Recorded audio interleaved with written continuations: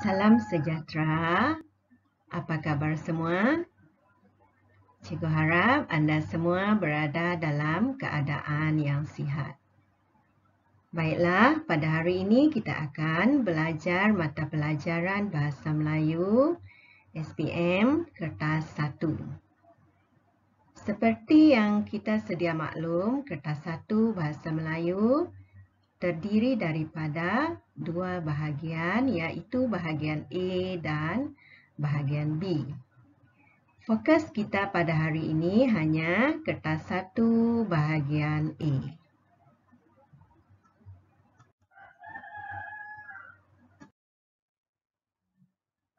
Bahagian A boleh terdiri daripada karangan jenis fakta, surat kiriman rasmi, surat kiriman tidak rasmi, resume dan karangan berformat email. Fokus kita hari ini hanya penulisan karangan berformat email. Dan cikgu ialah Cikgu Susan dari SMK Bandar Sibu akan membimbing anda untuk menulis karangan berformat email. Sebelum kita meneruskan pelajaran hari ini, marilah kita melihat dua rangkap pantun yang cikgu harap dapat memberikan motivasi kepada kita supaya rajin belajar. Baiklah, kita lafazkan bersama-sama pantun tersebut. Rangkap yang pertama,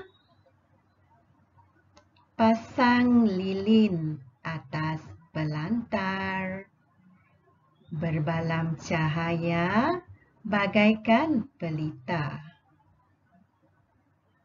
Kalau kita rajin belajar, pasti berjaya mencapai cita. Oleh itu, cikgu harap anda semua sentiasa bersikap rajin untuk mencapai cita-cita anda. Seterusnya, rangkap yang kedua, daun tebu si daun palas, buat pengganti daun bidara. Menuntut ilmu, janganlah malas, kelak rugi hidup sengsara. Ya, demikianlah sekiranya anda seorang yang rajin, sudah pasti anda akan memperoleh kejayaan. Dan sekiranya kita bersikap malas, sudah pasti hidup kita akan sengsara kemudian hari. Jadi, cikgu harap kedua-dua rangkap pantun tersebut dapat menjadi pegangan hidup kita agar sentiasa mengamalkan sikap rajin.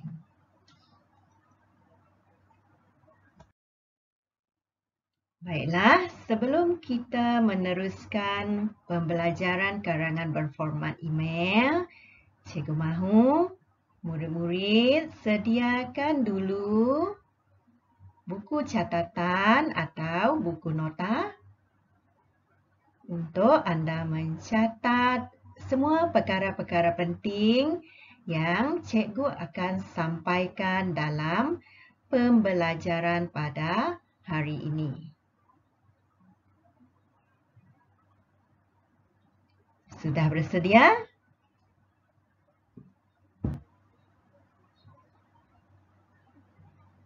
Baiklah, cikgu mahu murid-murid salin format email ini terlebih dahulu.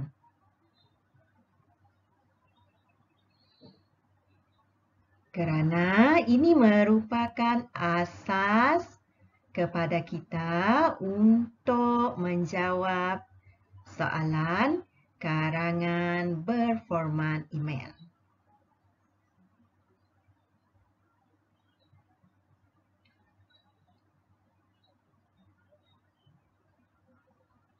Baiklah, format Anda mesti bermula dengan perkataan daripada, kepada,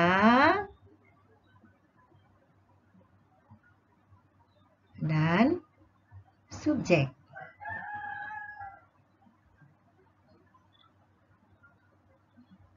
Kemudian diikuti oleh nama atau kata ganti nama penerima.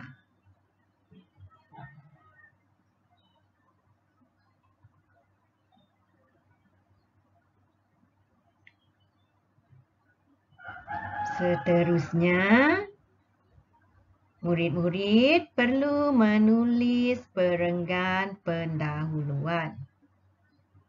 Perenggan pendahuluan Anda mestilah ada perkara-perkara penting seperti bertanya khabar, memberikan gambaran tentang keadaan penulis, nyatakan tujuan, dan boleh juga mengakui email sebelum ini telah dibaca.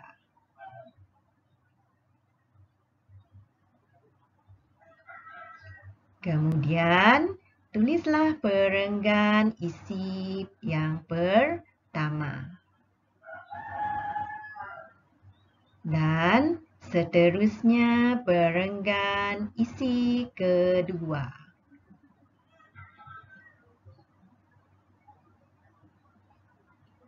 Dan diikuti oleh perenggan penutup. Perenggan penutup hendaklah mengandungi pendapat, saranan atau pandangan.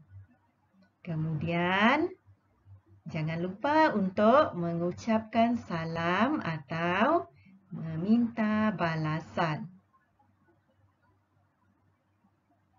Dan diakhiri oleh pengakuan diri, sama ada tulis yang benar, yang ikhlas, atau sahabatmu. Dan jangan lupa tulis nama pengirim.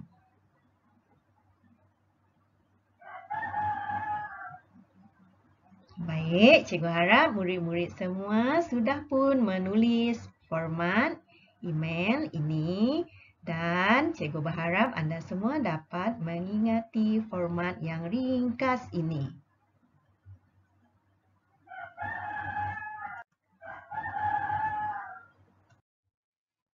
Baiklah, sebelum kita memulakan penulisan email, terlebih dahulu anda hendaklah membaca arahan soalan dengan teliti. Baik, kita baca bersama-sama arahan soalan ini. Okey, arahannya berbunyi begini. Anda dikehendaki menjawab satu daripada email di bawah. Tulis email itu selengkapnya. Panjang email anda hendaklah antara 150 hingga 200 patah perkataan. Jika dalam format lama, karangan bahagian A, arahannya berbeza berbanding dengan format baharu. Kalau format baharu, anda mesti menulis dalam lingkungan patah perkataan yang ditetapkan, iaitu mesti dalam lingkungan 150 hingga 200 patah perkataan sahaja. Oleh itu, anda semua tidak boleh menulis kurang ataupun lebih. Untuk bahagian A, masa yang dicadangkan hanya 30 minit sahaja. Oleh itu, anda semua mestilah menulis dalam lingkungan 150 hingga 200 patah perkataan dalam tempoh masa 30 minit. Markah masih sama seperti format lama, iaitu masih 30 markah.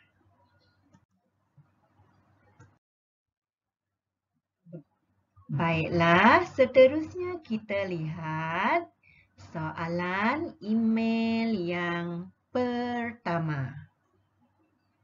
Baik, kita baca bersama-sama email tersebut. Email ini daripada hamidah@gmail.com kepada carmila@gmail.com. Subjek: pembelajaran secara maya.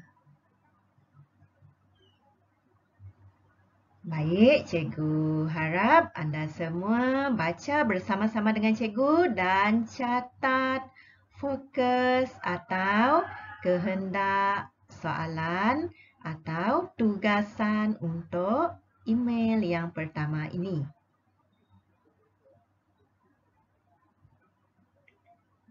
Kita baca bersama-sama. Apa kabar sahabatku Carmila?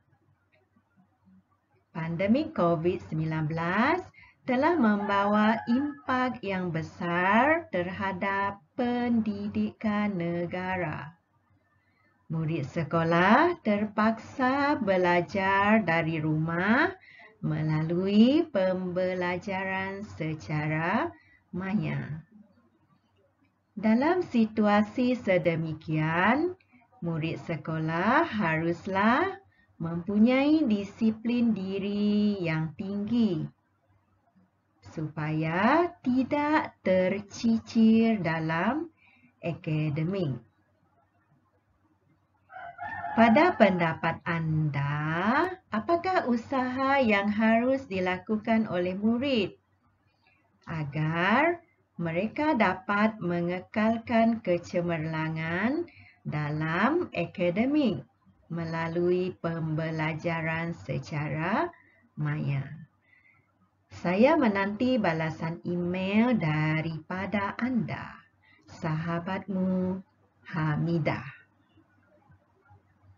Baiklah, murid-murid, apakah kehendak soalan atau tugasan untuk email yang pertama ini? Ya, cikgu harap murid-murid semua dapat melihat fokusnya, iaitu usaha yang harus dilakukan oleh murid agar mereka dapat mengekalkan kecemerlangan dalam akademik melalui pembelajaran secara maya. Maksudnya, isi 1 dan isi 2 nanti haruslah fokus kepada apakah usaha anda.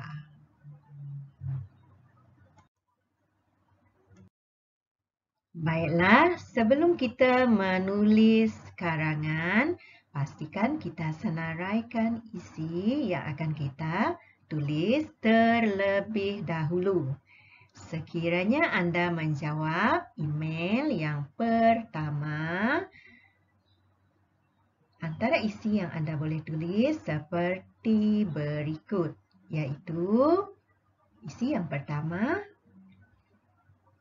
menumpukan perhatian ketika di dalam kelas. Bukan hanya semasa sesi pembelajaran secara bersemuka, murid-murid juga harus menumpukan perhatian ketika di dalam kelas secara dalam talian. Maksudnya, jangan sekali-kali bermain dengan telefon pintar semasa guru-guru anda sedang mengajar walaupun secara dalam talian. Baik, dan seterusnya, mengelakkan diri daripada masalah disiplin. Sama ada secara bersemuka atau pembelajaran secara maya. Isi yang ketiga, antara cadangan isi ialah menyediakan jadual waktu untuk mengulang kaji pelajaran. Tanpa perancangan yang rapi, sudah pasti kita sukar untuk memperoleh kecemerlangan. Oleh itu, cikgu berharap anda mempunyai jadual waktu untuk mengulang kaji. Dan yang keempat, mengadakan perbincangan secara kumpulan. Jika pembelajaran secara bersemuka, anda boleh mengadakan perbincangan di sekolah, dan jika pembelajaran secara maya atau secara dalam talian, anda boleh menggunakan aplikasi seperti Google Meet, Telegram, WhatsApp, dan sebagainya. Baiklah, daripada keempat-empat isi, anda cuma pilih 2 isi sahaja.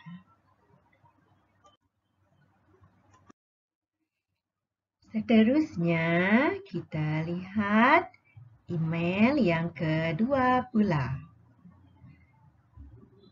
Email ini daripada jamila@gmail.com kepada satini@gmail.com. Subjek, manfaat media sosial dalam pendidikan. Baik, kita baca bersama-sama email yang kedua ini. Apa kabar sahabatku Satini? Media sosial sangat popular dewasa ini seiring dengan kemajuan teknologi digital yang semakin rancak. Namun, penyalahgunaan media sosial yang tidak terkawal akan membawa implikasi buruk kepada masyarakat. Hakikatnya, media sosial mendatangkan manfaat yang tidak terhingga kepada masyarakat jika penggunaannya secara beretika. Pada pendapat anda, apakah manfaat media sosial kepada murid sekolah? Saya menanti balasan email daripada anda. Sahabatmu Jamila. Baiklah, murid-murid. Apakah kehendak soalan atau fokus tugasan kita sekiranya kita menjawab email yang kedua?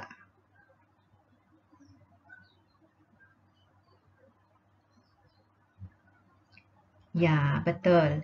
Iaitu manfaat media sosial kepada murid sekolah.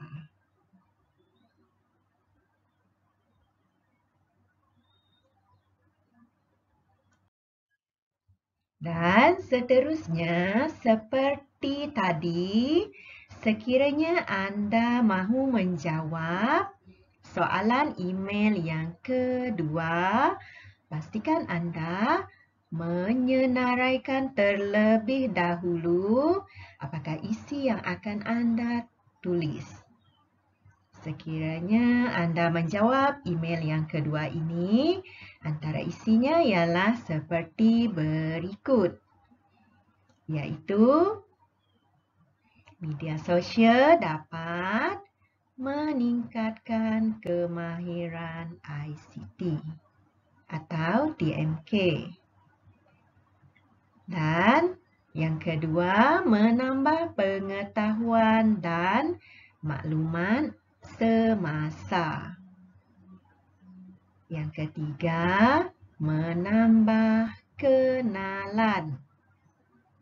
Dan isi yang keempat, menggalakkan komunikasi. Baiklah, cikgu harap anda semua menggunakan media sosial secara bermanfaat. Bak peribahasa, buang yang keruh, ambil yang jernih.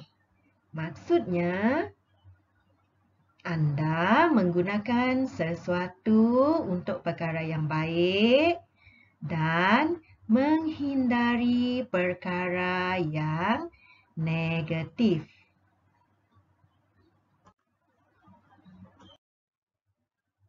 Baiklah, anda harus memilih satu daripada kedua-dua email untuk dijawab. Pastikan anda pilih email yang anda tahu apakah kehendak soalannya.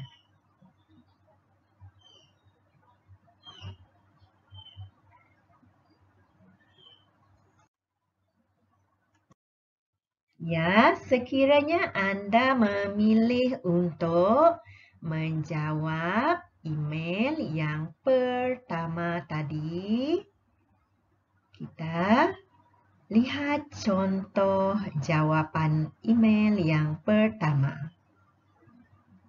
Sekarang cikgu mahu anda semua catat atau tulis contoh jawapan email yang pertama ini.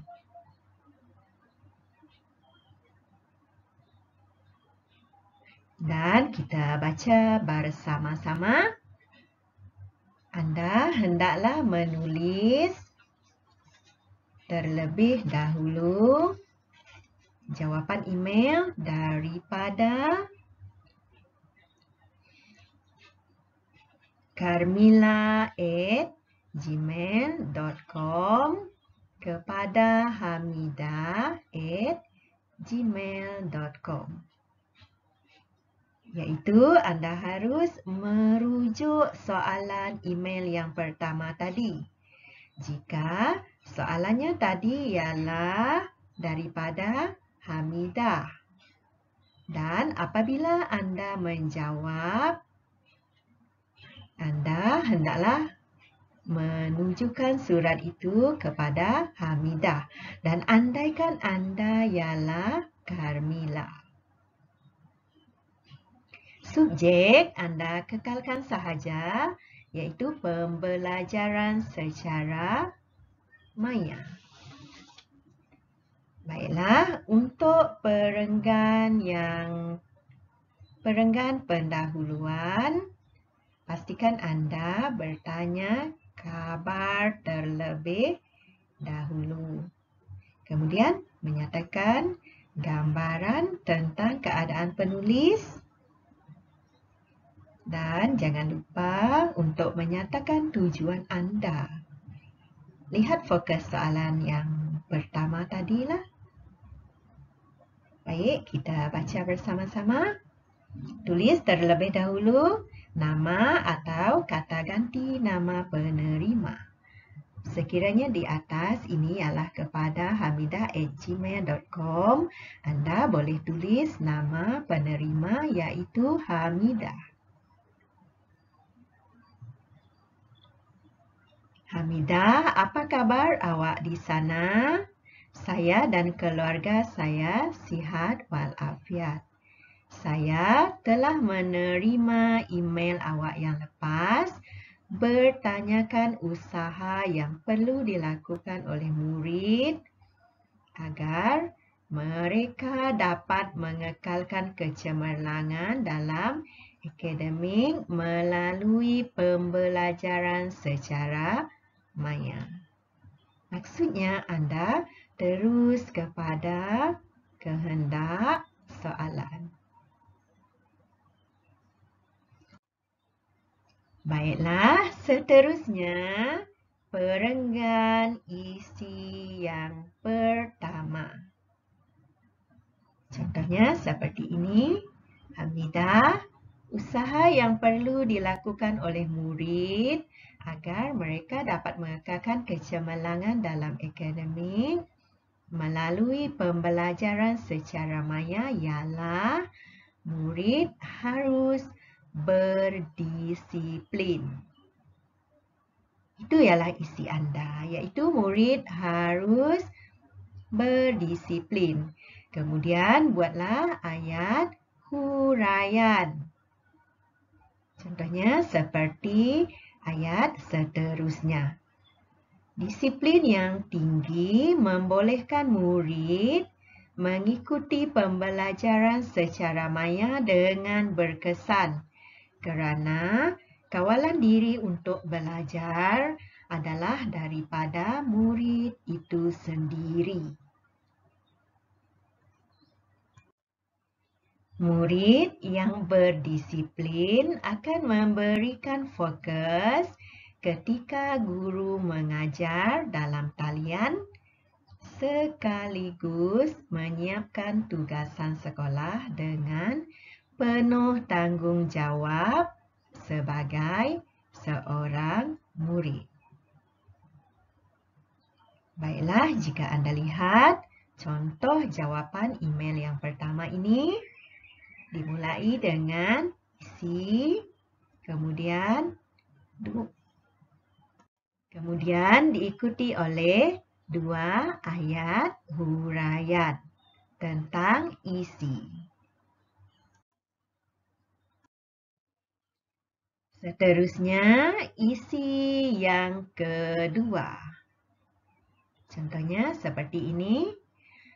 Seseorang murid juga haruslah mempunyai inisiatif untuk mencari maklumat tambahan berkaitan dengan topik pelajaran yang diajar oleh guru melalui internet. Ya, isi anda ialah mencari maklumat tambahan. Kemudian binalah ayat huraian. Contohnya seperti ayat yang berikutnya. Sikap berdikari dalam diri murid untuk mencari bahan pembelajaran sendiri, umpamanya melalui YouTube, adalah amat mustahak untuk membantu murid lebih memahami kandungan pelajaran yang dipelajari. Seterusnya, murid juga mestilah sentiasa mematuhi waktu belajar dalam pembelajaran maya supaya mereka tidak tercicir dalam pelajaran. Dan diakhiri oleh perenggan penutup.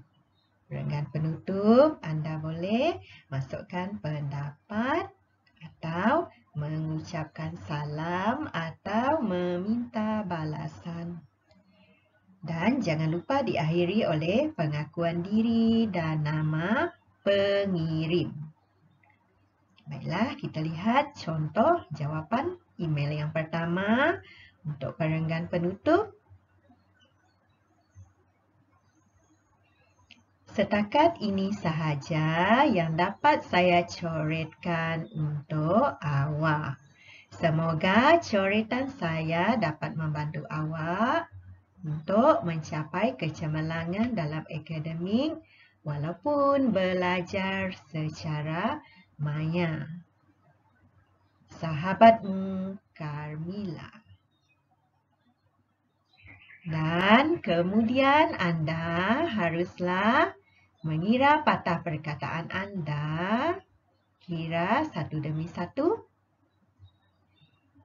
Dan kemudian anda tulis patah perkataan di sudut kanan.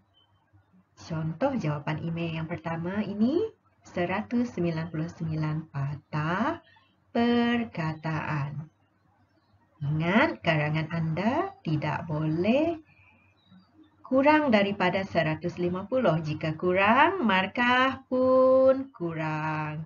Dan jika lebih daripada 200 patah perkataan,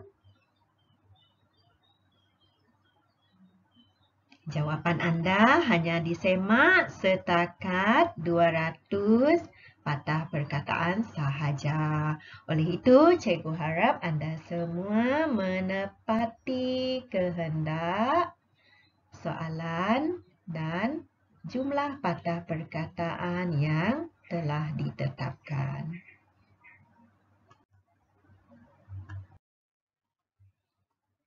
Dan sekiranya jawapan lengkap untuk email yang pertama, jika dilihat secara keseluruhannya seperti ini,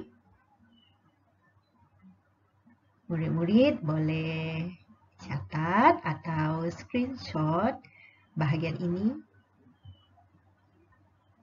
Pastikan ada daripada, kepada, subjek, kemudian nama atau kata ganti nama penerima, perenggan pendahuluan, perenggan isi pertama, perenggan isi kedua, perenggan penutup, pengakuan diri, contohnya sahabatmu yang benar, yang ikhlas, dan nama pengirim. Dan mesti tulis berapa patah perkataan.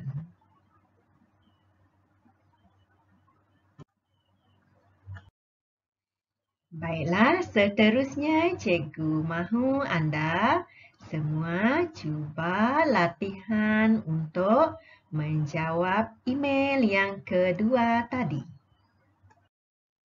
Ya, cikgu tayangkan sepintas lalu. Lihat email ini sekali lagi. Daripada jamila@gmail.com kepada satini@gmail.com. Dan apabila anda menjawab, tukar sahaja kedudukan kepada dan daripada. Kemudian subjek kekalkan sahaja, iaitu manfaat media sosial dalam pendidikan. Kemudian fokus isi pertama dan isi kedua anda hendaklah manfaat media sosial kepada murid sekolah. Ya, selepas anda cuba menjawab email yang kedua ini, cikgu harap anda rujuk jawapan yang cikgu sediakan. Bandingkan dengan jawapan anda tadi. Dan kita baca bersama-sama contoh jawapan email yang kedua ini. Daripada satini@gmail.com kepada jamila@gmail.com. Ya, cikgu harap anda semua telah pun menulis dengan betul. Subjek, manfaat media sosial dalam pendidikan.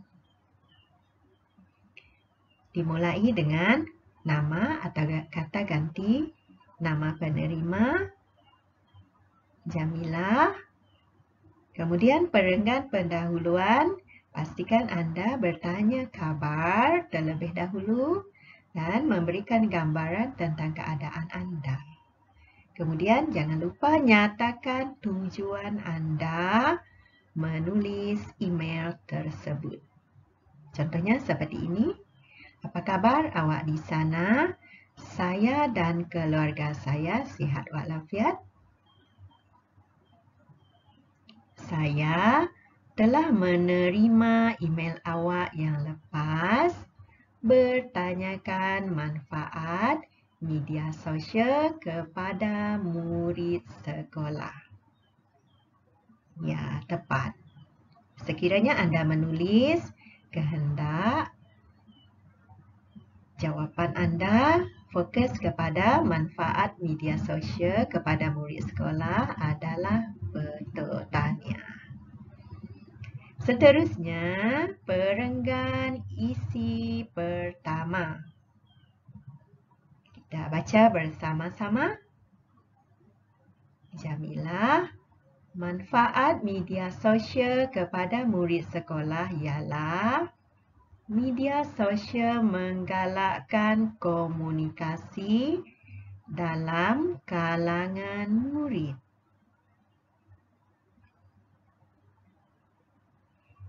Baik, ayat yang pertama, anda haruslah menjurus kepada isi anda, iaitu manfaat media sosial.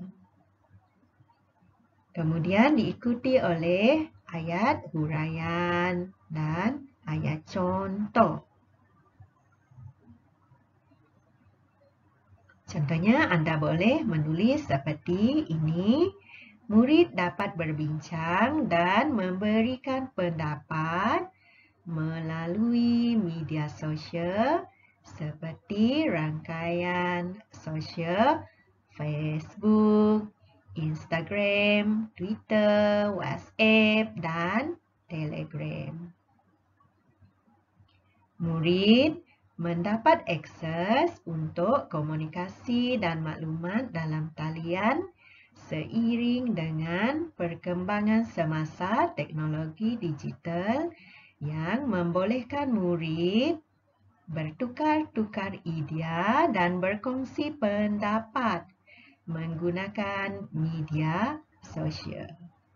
Murid boleh berkongsi maklumat, gambar, video, dan bahan pembelajaran dengan rakan-rakan melalui media sosial. Baik, adakah murid-murid menulis seperti contoh yang cikgu berikan? Ya, cikgu harap anda semua dapat menulis lebih kurang seperti ini.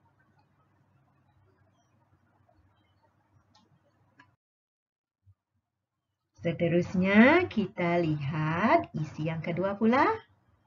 Bandingkan dengan jawapan anda. Contoh jawapan isi kedua seperti ini. Melalui media sosial, murid memperoleh manfaat pendedahan global daripada laman sesawang yang berinformasi. Video, tutorial, dan pautan webinar.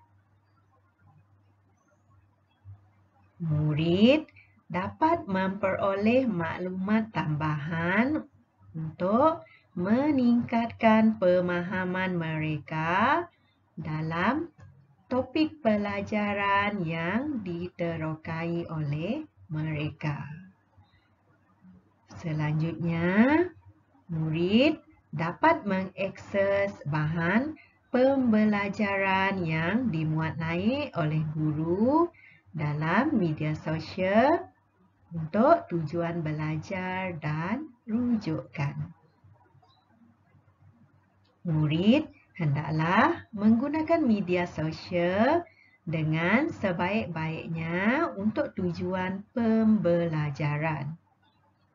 Hal ini disebabkan penyalahgunaan media sosial mampu membawa kemudaratan kepada diri sendiri.